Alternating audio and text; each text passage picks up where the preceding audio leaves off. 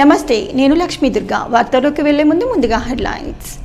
Armoor to Secunderabad railway line ఏర్పాటుకు చర్యలు తీసుకోవాలని కేంద్ర రైల్వే శాఖ మంత్రి అశ్విని వైష్ణవ్ను కలిసి విన్నవించిన MLA Paidi Rakesh Reddy.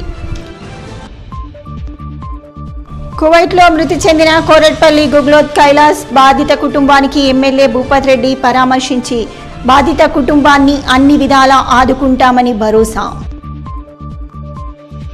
Telangana engineers day సందర్భంగా పలువురు ఇంజనీర్లను సన్మానించిన ER foundation chairman Eravatri Rajasekhar.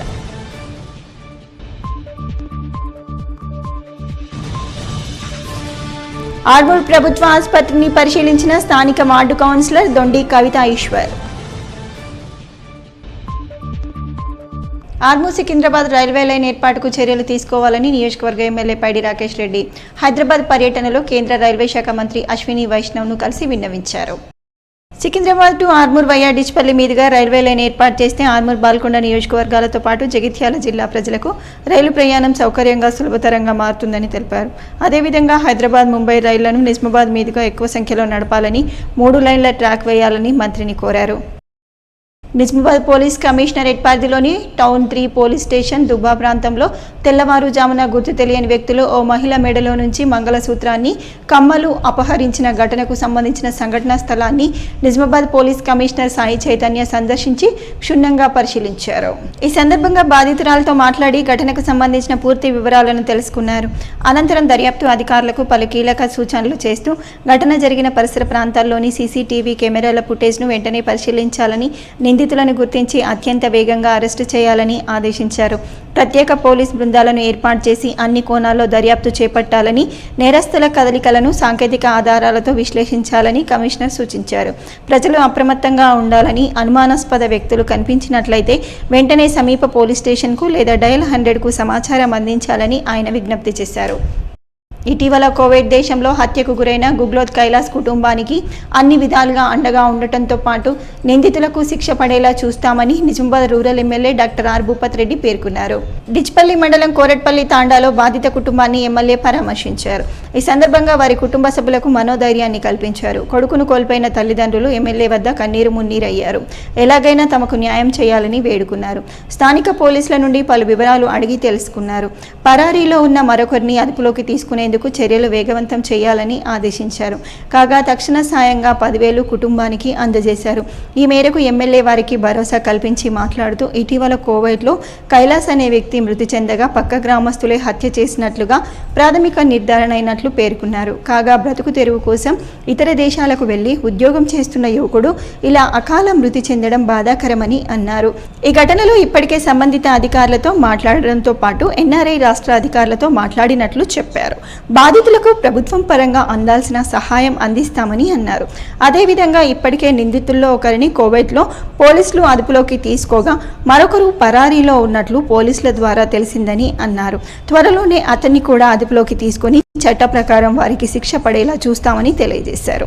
మండలంలోని కురట్పల్లి తాండాలో మరి బాగా చదువుకొని విదేశాలకు వెళ్లి మరి ఉద్యోగం చేయాలని అనుకున్నటువంటి గుగ్లోత్ కైలాష్ ఆయనను అక్కడ మర్డర్ చేయడం జరిగింది. మరి అక్కడ తెలిసిన వాళ్ళే సాంపల్లి తాండా వాళ్ళకి తెలిసినటువంటి వాళ్ళు అక్కడ చంపడం జరిగిందని నిర్ధారణ అయింది. అది చంపి కూడా 3-4 నెలలు అయింది. ఎడారులను పాతి పెట్టడం ఇదంతా ఇప్పుడు ఇలా బయటకు వచ్చి వాళ్ళని అక్కడ కువైట్లో ఆ కొడుకును అరెస్ట్ చేయడం జరిగింది. తండ్రి కొడుకు కలిసి చంపారు.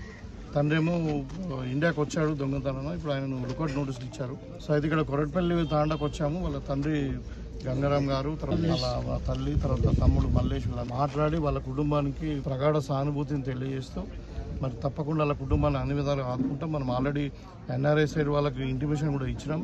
దాని ద్వారానే ఇన్వెస్టిగేషన్ అయిన తర్వాత కూడా డెడ్ బాడీని తొందరగా తీసుకురావడానికి ప్రయత్నాలు జరుగుతూ ఉన్నాయి. ఇది కాకుండా ఇప్పుడు మన ఎన్ఆర్ఐ పాలసీలో ఎవరైతే అకాల మరణం చెందుతారో దుబాయ్లో కానీ, కువైట్లో కానీ, మన యూఏఈ కంట్రీలలో, గల్ఫ్ కంట్రీలలో వాళ్ళందరూ కూడా మరి ఆ కుటుంబాన్ని ఆదుకోవడానికి 5 లక్షల రూపాయల ఎక్స్కేషన్ కూడా ఇస్తూ ఉంది గవర్నమెంట్. ఆ 5 లక్షలు కూడా ఇవ్వడానికి కూడా మరి ఇప్పిస్తామని చెప్పి ఈ కుటుంబానికి తెలియజేస్తే వాళ్ళకు కాంగ్రెస్ పార్టీ తరఫున మరి మేము కూడా అందరం కూడా అన్ని విధాలుగా అండగా ఉంటామని చెప్పి తెలియజేస్తే మీరు ఏమీ భయపడాల్సిన అవసరం లేదు, ధైర్యంగా ఉండండి. జరిగింది జరిగిపోయింది. కానీ వాళ్ళకు శిక్ష పడేటట్టు చూద్దాం. తర్వాత మీ కుటుంబాన్ని కూడా అన్ని విధాలు అండగా ఉంటాం. తెలంగాణ ఇంజనీర్స్ డే సందర్భంగా ఈఆర్ ఫౌండేషన్ ఆధ్వర్యంలో ఆర్మూర్ పట్టణానికి చెందిన ప్రముఖ ఇంజనీర్లను ఫౌండేషన్ చైర్మన్ ఈరావత్రి రాజశేఖర్ సన్మానించి శుభాకాంక్షలు తెలిపారు. ఈ సందర్భంగా ఆయన మాట్లాడుతూ జూలై 11వ తేదీన తెలంగాణ సాగునీటి రంగానికి నిర్మాణాలకు విశేష సేవలందించిన ప్రముఖ ఇంజనీర్ నవాబ్ అలీ, నవాబ్ జంగ్ బహదూర్ జయంతిని పురస్కరించుకొని తెలంగాణ ఇంజనీర్స్ డే నిర్వహించుకోవడం జరుగుతుందని అన్నారు. ఆర్మూర్ డివిజన్ వ్యాప్తంగా ఎంతో మంది ఇంజనీర్స్ తమ సేవలను అందిస్తున్నారని కొనియాడారు. ఈ కార్యక్రమంలో ఫౌండేషన్ ప్రతినిధులు రామ్ ప్రసాద్, రామ్ చందర్, సురేందర్, సైఫ్, రాజు తదితరులు ఉన్నారు.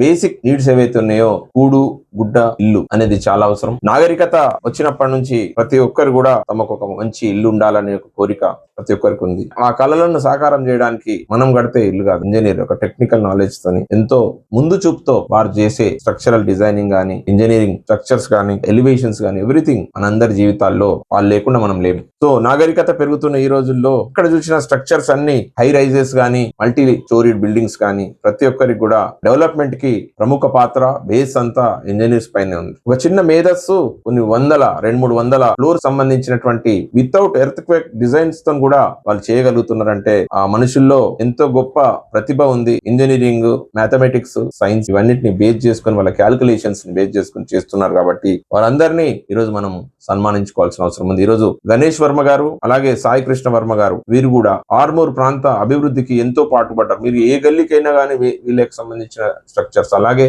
ఇంకా మిగతా ఇంజనీర్స్ ని కూడా నేను గుర్తిస్తున్నాను. అలాగే మా ఫౌండేషన్ ప్రతినిధులు అందరూ కూడా ఈ యొక్క మంచి డేని మీర్ ఉస్మాన్ నవాజ్ అలీ గారు హైదరాబాద్ లో ఏదైతే మంచి ఇంజనీర్ గా ఏదైతే మూసీ నది పైన గానీ, ఇంకా ప్రముఖమైనటువంటి irrigation projects, Nizam Sagar canals గానీ, వీటన్నిటిని కూడా తెలంగాణ వరద ప్రధానమైనటువంటి ప్రతి ఒక్క ప్రాజెక్ట్ ని వాళ్ళు చేశారు అప్పుడు నిజాం కాలంలో. వారి గుర్తుగా జూలై 11th మనం జరుపుకుంటాం కాబట్టి ఇంజనీర్స్ డే. ఆర్మూర్ పట్టణంలోని ప్రభుత్వ ఆసుపత్రిని స్థానిక 16వ వార్డు కౌన్సిలర్ దొండి కవిత ఈశ్వర్ పరిశీలించారు. ఆసుపత్రి మహిళలతో మాట్లాడి వివరాలు తెలుసుకున్నారు. ఈ సందర్భంగా ఆమె మాట్లాడుతూ ఎమ్మెల్యే రాకేష్ రెడ్డి ఆదేశాల మేరకు ప్రభుత్వ ఆసుపత్రిని సందర్శించడం జరిగిందని, ఆసుపత్రిలో మహిళలతో మాట్లాడి అందిస్తున్న సేవల వివరాలు సేకరించడం జరిగిందని తెలిపారు. ఆసుపత్రి సిబ్బంది తమ వంతు సేవలు అందిస్తున్నారని అన్నారు.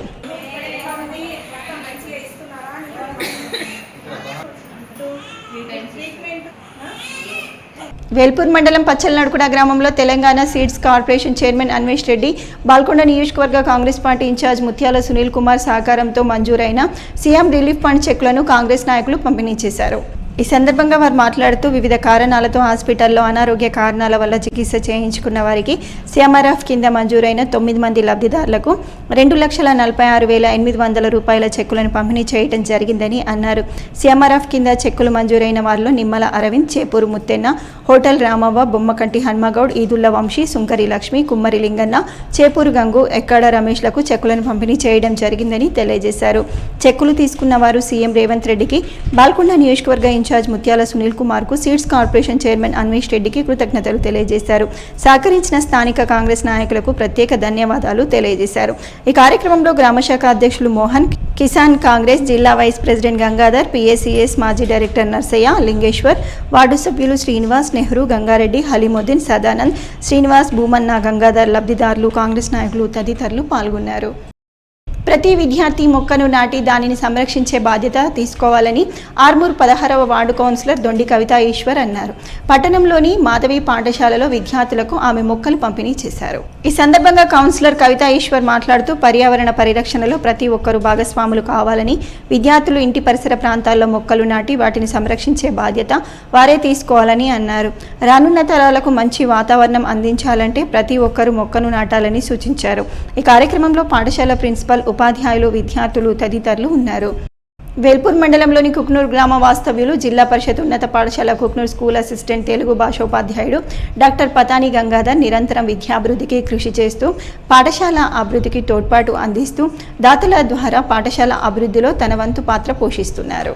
డాక్టర్ పతాని గంగాధర్ కోరిన వెంటనే అతని క్లాస్మేట్ ఆడపు మురళి 6,000 రూపాయలను డొనేట్ చేయడం జరిగింది. అట్టి డబ్బులను ఉన్నత పాఠశాలలో చేరిన కొత్త విద్యార్థులు 40 మందికి టై బెల్టులు మరియు ప్రాథమిక పాఠశాలకు పెద్ద గ్రీన్ బోర్డును డాక్టర్ పతాని గంగాధర్, ఆడపు మురళి సౌజన్యంతో నేడు 2 పాఠశాలల ప్రధానోపాధ్యాయులు విద్యార్థులకు వితరణ చేశారు.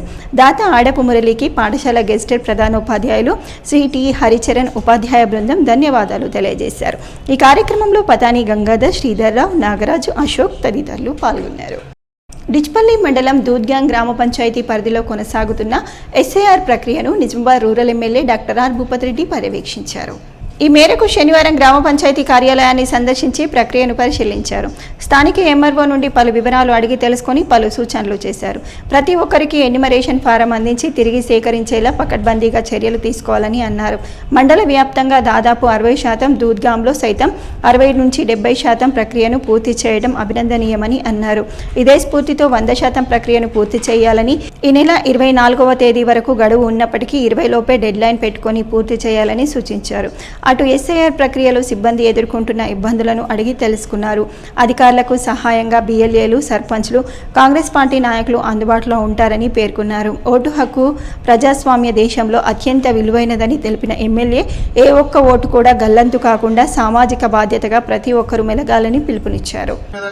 రెండు బూత్లలో మోర్ దెన్ 70% కంప్లీట్ అవుతా ఉంది. వీళ్ళందరూ కూడా చాలా చక్కగా పనిచేస్తా ఉన్నారు. పెద్ద ఇబ్బందులు కూడా లేదు. అంటే నెట్ బాగానే వస్తుంది. మా వాళ్ళకు కూడా మరి పార్టీ వర్కర్స్ కూడా అందరినీ కూడా సర్పంచ్లకు అందరూ కూడా ఉప సర్పంచ్లకు అందరూ కూడా చెప్పి మరి ఇక్కడ మనం ఎవరైతే ఇన్ఛార్జ్ ఉన్న బిఎల్ఎస్కు ఆ తర్వాత 10 బూత్లకు ఒక ఇన్ఛార్జ్ కోఆర్డినేటర్ ఉన్న వాళ్ళందరూ కూడా చెప్పడం జరిగింది. వీళ్ళతో సహాయం చేసి మనము 80% 100% మీ ప్రక్రియ 24 కాదు 25 వారకే ఇంకా 4 రోజుల ముందే కంప్లీట్ చేసేటట్టు ప్రిపేర్ కండి అని చెప్పడం జరిగింది. దాంట్లో చాలా చక్కగా పనిచేస్తూ ఉన్నారు. ఒకటేంటంటే కొంచెం ఇదే ఈ 22 అంటే 2002లో ఉండి వాళ్ళ పేరెంట్స్ డీటెయిల్స్ అవన్నీ కూడా కొంచెం ఒక్కోసారి ఆలస్యం అవుతుందని చెప్తా ఉన్నారు. ఇక్కడ మెయిన్లీ ముఖ్యంగా షిఫ్టెడ్ ఓట్స్, తర్వాత డబ్లింగ్ ఆఫ్ ద ఓట్స్, తర్వాత డెడ్ ఓట్స్ అంటే డెడ్ పర్సన్ ఓటర్స్ వీళ్ళందరినీ కూడా ఐడెంటిఫై చేసి వాళ్ళని ఇప్పుడు మరి వాళ్ళని కూడా రెగ్యులరైజ్ చేస్తూ ఉన్నారు. సో ఈ ప్రక్రియను నేను మరొకసారి కూడా ఈ మన పార్టీ శ్రేణులకు నేను కోరుకుంటున్నది ఏంటంటే ఇది ఒక ఎలక్షన్ కమిషన్ పనే కాదు. ఇది మన పార్టీ ఎలక్షన్లో కండక్ట్ చేసే జాతీయ పార్టీ కాబట్టి ఇది మన అవసరం కూడా కాబట్టి మళ్ళీ మనం ఒక సామాజిక బాధ్యతగా ఎవరైనా ఒక పౌరుడు ఉన్నాడు అంటే ఆ పౌరునికి ఓటు హక్కు ఉండాల్సిందే. సో వాళ్ళ ఓటు హక్కును ఎట్టి పరిస్థితుల్లో గల్లంతు కాకుండా ఓటర్ లిస్టులో ఉండేటట్టు మనం అందరం కూడా ఈ ప్రక్రియలో భాగస్వామ్యం అయ్యి దీన్ని 100% అందరూ కూడా సక్సెస్ చేయాలా. బాల్కొండ మండలంలోని అన్ని గ్రామాల్లో ఎస్ఐఆర్ ప్రక్రియ కొనసాగుతుంది.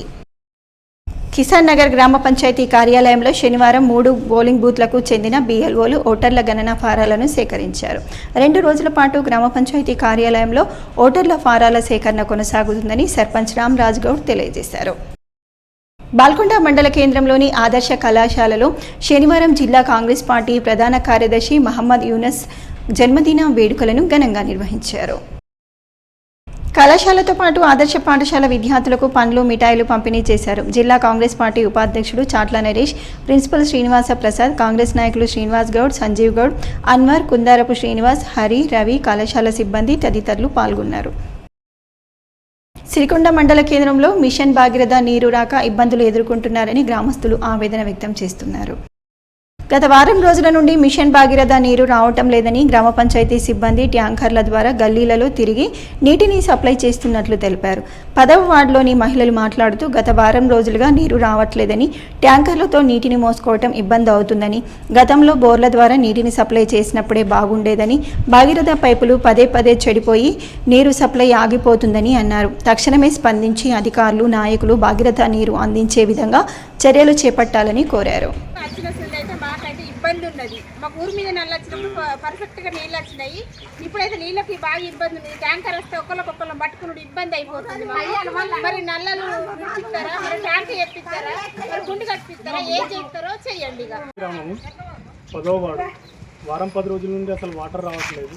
మిషన్ భాగీరథ వాటర్ అసలు రావట్లేదు. వాటర్కి చాలా ఇబ్బంది అవుతుంది. ఇట్లా బకెట్లు పట్టుకొని ట్యాంకర్ల దగ్గర పట్టుకోవాల్సి వస్తుంది. చూడండి, మిషన్ భాగీరథ నీళ్ళు ఎన్ని రోజులు రావు.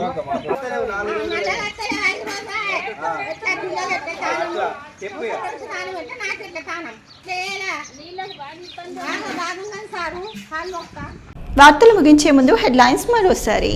Armoor to Secunderabad railway line ఏర్పాటుకు చర్యలు తీసుకోవాలని కేంద్ర రైల్వే శాఖ మంత్రి అశ్విని వైష్ణవ్ను కలిసి విన్నవించిన MLA Paidi Rakesh Reddy.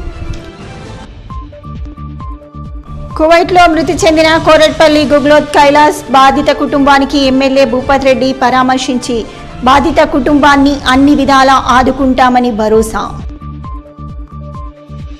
Telangana engineers day సందర్భంగా పలువురు ఇంజనీర్లను సన్మానించిన ER foundation chairman Eravatri Rajasekhar.